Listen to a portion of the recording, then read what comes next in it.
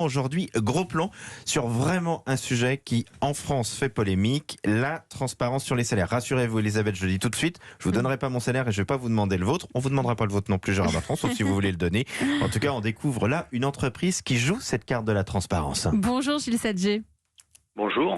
Merci d'être avec nous en direct sur Europe 1. Vous êtes le PDG de Lucas. Lucas, d'abord, je raconte votre activité. C'est une start-up qui conçoit des logiciels de gestion administrative.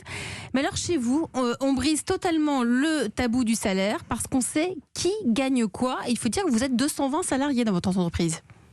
Oui, on est 220 et puis ça n'a jamais vraiment été un tabou puisque les gens, dès qu'ils rentrent dans la société, dès qu'ils postulent, annoncent leurs prétentions salariales devant les gens qui vont les recruter. Et puis en interne, effectivement, tout le monde peut connaître le salaire de son voisin, de son boss, de son manager. On a même un logiciel qui permet de faire ça. Comment, quand vous dites dès le début du recrutement, c'est quoi? Vous leur posez la question, parce que dans un entretien de recrutement, on demande toujours quelles sont les prétentions salariales. Qu'est-ce qui vous différencie? Oui, alors effectivement, nous on a une sorte de rituel, c'est-à-dire qu'on fait passer un grand oral. Les gens, la dernière épreuve du parcours de recrutement, c'est de faire une présentation devant une dizaine ou une douzaine de personnes, une douzaine de salariés.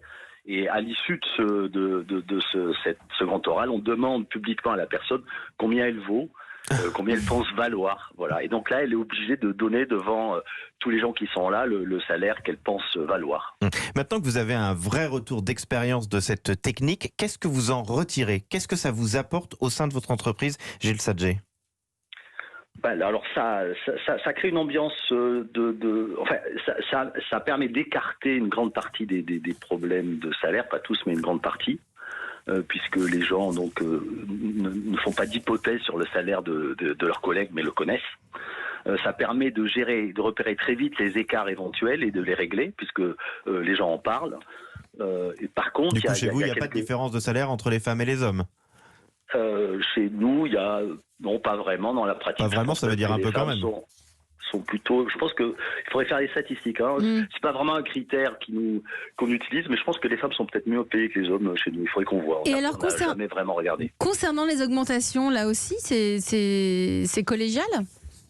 Alors effectivement, pour les augmentations, on a une pratique un peu particulière. C'est les gens qui ont plus de 3 ans d'ancienneté fixent leur salaire eux-mêmes, encore avec un rituel qui se fait publiquement.